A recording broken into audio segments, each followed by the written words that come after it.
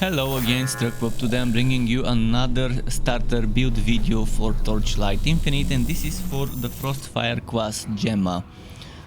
She uses fire or cold as synergies, or you can even mix and fuse both of them. In fact, right now only the fusion trait is available to her, but that doesn't mean you can't build just fire or just cold. This build here would allow you to make a setup with just little energy, as little as around 100 energy. In fact, right now I'm using 95 out of 99 energy with this setup, and I'm level 55, so you should be able to have something similar around my level. Obviously gear would be probably different, since I've just got whatever gear I had best drop, but there are some legendary synergies I would mention that you might want to get at the beginning, cheap ones from the auction house. So again, this is not supposed to be a meta build, just a starting setup to get you going to start doing endgame runs, the easy ones at the beginning, before you get more energy and more skills. So buckle up, I hope you enjoyed, and let's go. I will start with the skills. I decided to go for Split Firebolt with Fire Explosion and multiple projectiles, elemental fusion and spell concentration. Fire explosion you can replace with added fire damage or something else there. This is not so bad. This one gives you extra fire damage 22%, and yeah, if you replace it with something like critical strike damage increase or critical strike, critical chance increase, rating increase, that's also not bad. Up to you, depending whether you have good crit rating or not. You can even put Search, which eventually gets very strong. If you cannot get Search from other sources, it might be nice to put it in a chain. There are other things as well you can add. As I mentioned, added fire damage is there, fire piercing is there, but eventually for that build we would be piercing elemental resistances on crit, so we wouldn't need that. But yeah, added fire damage will be decent, and this is what the level 1 added fire damage is compared to the current oh, actually that's level 11 added fire damage. No idea why it's level 11, but it's only gonna lose us 2.4 damage to the one that we've got going, to the fire explosion. So it's up to you. I'm not using greater multiple projectile because the projectile damage will go drastically down, and I think with just 2 extra projectiles it's fine. I've also used spell concentration, which gives me good damage, and there's another one that you would unlock later, another skill that increases the spell damage. It has a purple icon. It's not available to my Gemma because I haven't done the Watchers with her for various reasons, such as don't wanting to overlevel and stuff. Okay, Potion 1 for compound HP and mana with cooldown. That's what I'm using right now, and mana potion again for more mana. Blink with quick mobility, frost shield with extended duration, just so we can have a frost skill. You can put any frost skill here, but I like this one, it doesn't have that long of a cooldown. If you want, you can even reduce the cooldown instead of extending the duration. It's up to you. You would see why we're using this. Flame imbue here for extra fire damage as an aura. This takes 25% sealed mana, and charge flames again, extra fire damage, flat spell damage. The attack damage we don't need, but the spell damage, and this is 50% sealed mana. So those things together are 75% of our mana sealed, but we have some reductions. And this is magical source for mana again. You could end up getting some mana some HP rejuvenation eventually in the setup. There's many ways you can grow this. With 1 more energy point, I could, for example, add an extra slot in the auras. This is the skill point evocation. If you have 90 points, I would suggest to reduce this one and keep the others the way they are. You might want to add cooldown to the second potion as well. Eventually cooldown reduction, so you would have it ready more often. You could even add cooldown reduction to this one as well, so you could blink more often as well. I mean, again, this is a starting setup. It's not supposed to be the meta stuff, but it's a good starting point. In the talent tree, I went for Goddess of Knowledge, Magister, and Druid, mind you. Druid because I want to play with stuff. I don't want to use wands, unlike my Yoga build, which I wanted to go dual wands. This one is for staffs, that's why Druid. And you would see some of the major nodes first. So I decided to go for Magic Shield, just because I'm just having trouble surviving. Otherwise, Pulsing Guard. Pulsing Guard would be what I would get if I can remove this Energy Shield bonus. Because we would want that Search. Search is great. Or you can go for Primal Force if you feel like it, if you need the mana again. Here, all of them are good, but again, since we need Energy Shield, Fast Mind. Eventually you can move on from Fast Mind to Beacon if you can handle the skill cost, or to Swallowing Current to make enemies take extra damage with Paralyze, which is not bad, to be honest. Then in Druid, what I would get Cataclysm Personified. Critical Strike ignores elemental resistances, which would mean you would really want to stack up those crit chance bonuses, crit rate bonuses, to make sure you're critting more often. And that means you wouldn't need any penetration, and you can focus on more elemental damage. And I would talk about elemental damage in a moment, why elemental damage is good for this setup. Then this is Mutated Ether, and Rockfield and Foster. Mutated Ether, 10% of your elemental damage added as chaos damage. Your elemental damage also poisons the target. This is what I will do. The way I've set up my skills, I cannot cause ailments. If you saw my skill tree, I cannot cause elemental ailments, but I can cause poison. So I cannot freeze, shock, or burn. I mean ignite. But I can poison, so this will be very good for this. Although Rockfield is also nice, it gives you +3 to support skill levels, and support skills mana multiplier is set to 105%, but I think Mutated Ether would be better for the DPS, and having that poison would also work nicely. Chance to deal double damage is not bad from Foster, it's up to you, but again, I think Mutated Ether would be the fun way to grow the build. I'm gonna quickly go through the notes I took. See, spell damage here. This is not that squishy build, but it's also not as face tanky as Yoga. I have right now 1300 energy shield and around 900 something HP, so I can still take some hits, but a hit over 2.4 thousand damage will still one-shot me.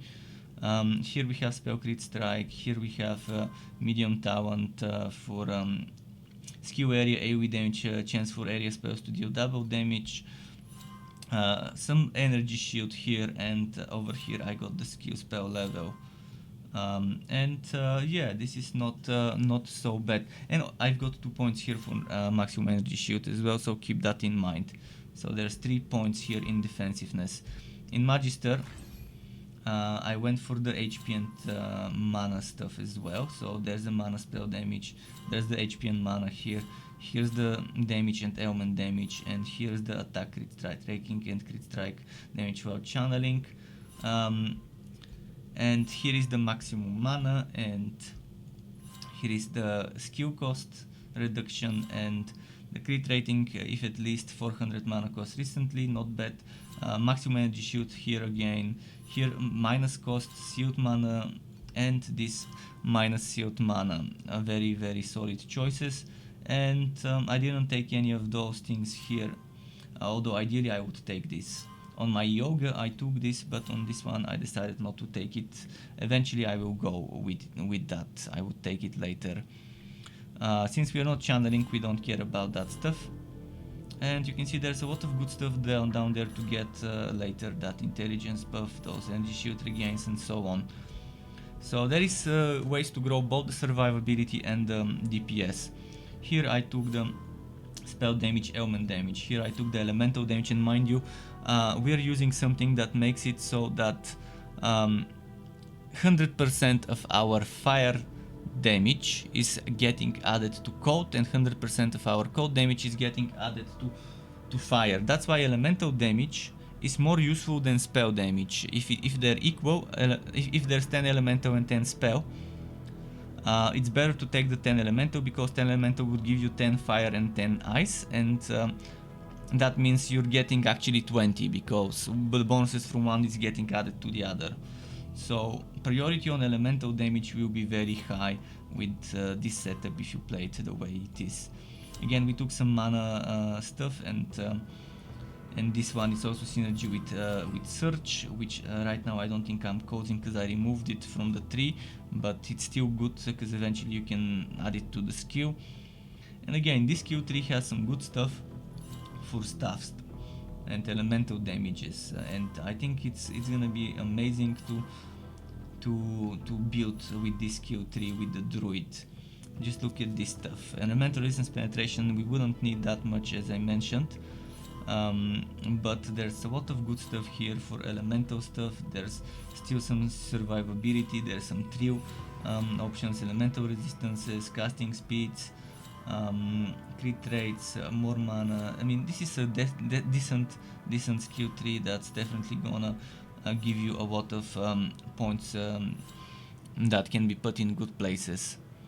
And yeah, skills and talents are not everything, so let's move on to the other parts of the video. The hero trait. The hero trait, at 32 I decided to go for +4 fusion limit. But abnormal energy is not bad. If you feel like it, go ahead for it. Fusion form is amazing. Fusion form is such a nice thing. And then Frostfire strength. This is what I'm talking about. When dealing damage increases and reductions to fire damage are also applied to cold damage, and vice versa. The cold damage ones to fire. And this is why elemental damage becomes so useful for this build compared to spell damage, because it's just you get double the bonuses. So stacking fire damage and cold damage is what this build will be about. Fire, cold, flat is king for this build. Flat fire and flat cold. There is no flat elemental, there is only percent elemental, which also is super good for this build. As well as percent cold, percent fire are also nice. And there are some items I was theorizing last night for the full setup. That would be a certain stuff and certain other items you would see in the skill video, in the gear video, in the gear segment of the video. So here I haven't looked at the 80 and 66, but if I were to look at them now, Frostfire Rampage is nice. And attempting to use it automatically is pretty solid to use it automatically, so maybe I'll go for that. But Fusion Body is not bad either. But yeah, physical converted to fire damage, so you have to have fire resistances, and converted to cold, again, you need to have resistances to cold and fire with this, but this gives you 2 fusion limits, so it's up to you. Do you want that fusion limit or do you want this bonus here? Over here, seeping in or extreme fusion. I think extreme fusion is super good, but it's gonna be good if you have a lot of mana. If you don't have 3000 mana, at least it's not gonna work that well. But it's definitely gonna give you elemental damage. As I mentioned, elemental damage benefits us greatly. Whereas with this one, plus 25 fusion energy effect, not bad. This one would go very well with that one, because of the extra fusion energy limit. That 25% of the effect would stack nicely. But yeah, while Frostfire Rampage is active, the effect is doubled, which again is pretty solid. Pretty solid. So yeah, the hero trait is something you can keep respecing even after level 70 for free, as far as I understand it, unlike the talent tree. So even if you don't like something, you can always change it and get the other one. And here we are at the Pacts. The Pacts spirits, again, keep in mind, since I know this is the kind of more pay to win aspect of the game, and not everyone would have the same pets as me, and not everyone would be using the same stuff as me. This is understandable. This is understandable. I know that it's just not gonna be optimal for everyone. See, you can go for something like this where you're focusing on things that give you experience, or you can do the next best thing to get more slots. So prioritize whatever you can upgrade then and get pack note bonuses. So you see, this one gives me extra 2 packed notes, which is extra 2 packed points, and that would boost my damage. I would lose that extra XP bonus, but let's show you. I'm gonna put some of those that give me packed notes, like this one. Boom, form packed. And now we have, instead of the XP here, we have casting speed, which I can remove and get the movement speed there, or keep it. And here we get spell damage instead of the XP. Spell damage instead of the XP if you don't want to get that much XP. And now if I were to invest here, I can get chance for spells to deal double damage with that 1 point that I got. So yeah, the previous was giving me just 1 pack note, this one gave me 2. And here I've got this one that gives 2 points, and here I've got this one that doesn't give a point. But again, I can show you why it might be better to just, for the beginning, while you're a newbie, to just get things that give you 2 points, even if it's not the right one. The best ones for such a build would be the ones that give you extra elemental damage. That's a good one. The ones that give you extra spell critical strike rating. There should be one down here somewhere. Spell critical strike rating, mana regeneration, spell damage, and crit strike damage, and that's not bad. This is not rating but damage. And there should be one equal to, that's the equivalent of this one. Where is it? Something like this, but instead of attack damage, spell damage. Instead of attack crit rating, spell crit rating, and casting speed. And that's one you might want to get. There's also the one that gives you chance to do double damage with spells. Chance to do double damage with spells. It's also very good. I'm trying to find it to show you.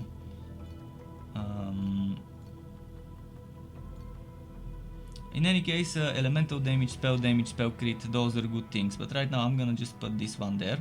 So you can see with extra points how it works. I got 2 extra points. And here I can remove this and get the basic damage bonuses. And the basic notes, the ones that are there normally, not the ones from the Pact.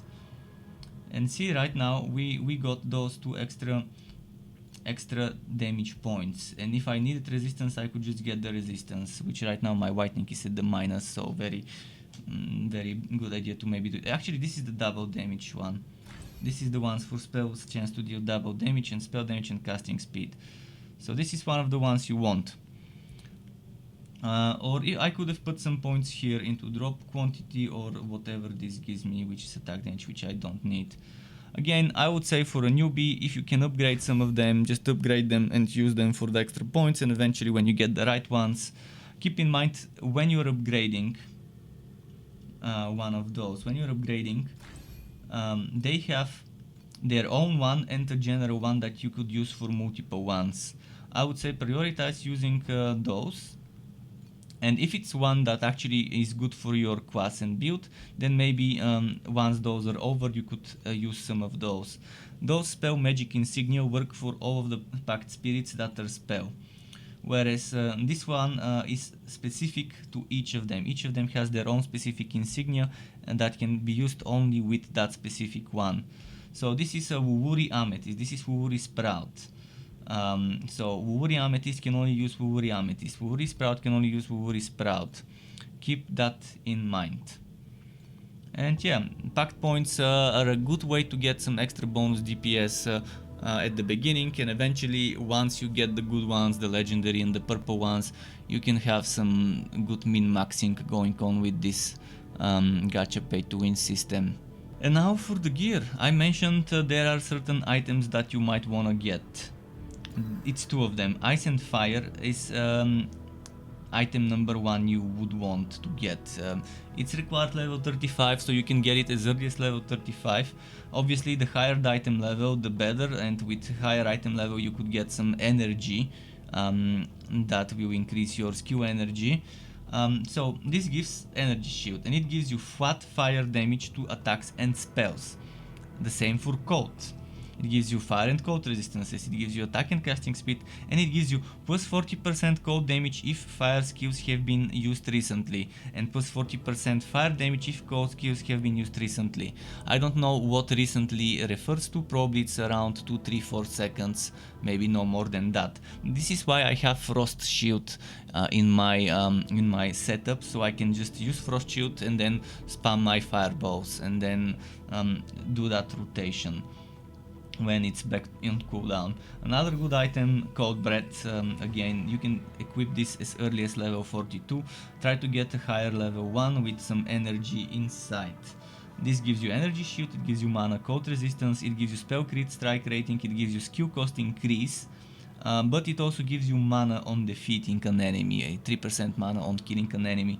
I think it works very well for most mage setups, and combining that with ice and fire is great. Apart from that, try to get the stuff. Before you get the crits pierce elemental resistance, you can try and get elemental piercing stuff or elemental damage stuff, it's fine, but try to get a stuff that gives you flat fire or flat cold, or even better, both.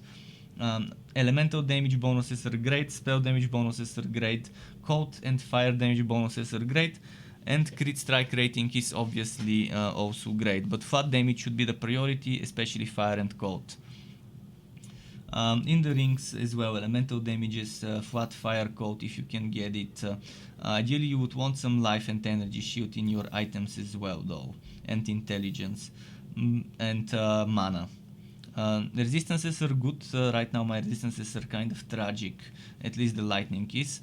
Cold and fire, I've kind of maxed out cold and fire as well, but chaos and lightning are very bad, so I am still kind of squishy against certain enemies. But again, I'm just fresh out of the story with this. I kept it kind of level 55 with basic gear, and I got this as a drop, but I had to buy this from the auction house, but it wasn't that expensive. Just be careful in the auction house what resources they sell. There's tier 1, tier 2 and tier 3 fuel. Sometimes you would get a bargain and someone would be selling a good item for tier 2 instead of tier 3, or for tier 1 instead of tier 2. Because most people try to overprice stuff, and obviously most people don't buy it, but some people do buy the overpriced stuff, so be careful. While leveling, Emperor's Majesty is not bad, but eventually it becomes less useful. I hope this is useful information. I'm just gonna show you one more thing as an idea suggestion of what could make this build great. And this is this stuff. This stuff you would want for this build. You can farm it from the very end game boss, the Traveler. And this stuff is the build around me item for this setup, and it's gonna be just lovely. There are other good things, but this is a good suggestion eventually for later game. If you wanna get notified when I upload more content like this one, or guides or news and other builds for this game or others like it, Wooter and not so Wooter games, you can subscribe to my channel and hit the bell button to not miss out the notifications. Keep in mind there's also memberships that grant my members access to emotes and badges made by me, as well as members can ask me on Discord for some tutorials of some of the Adobe software. Thanks for watching all the way until the end. Keep it cool, Struck Club. Until next time, and goodbye.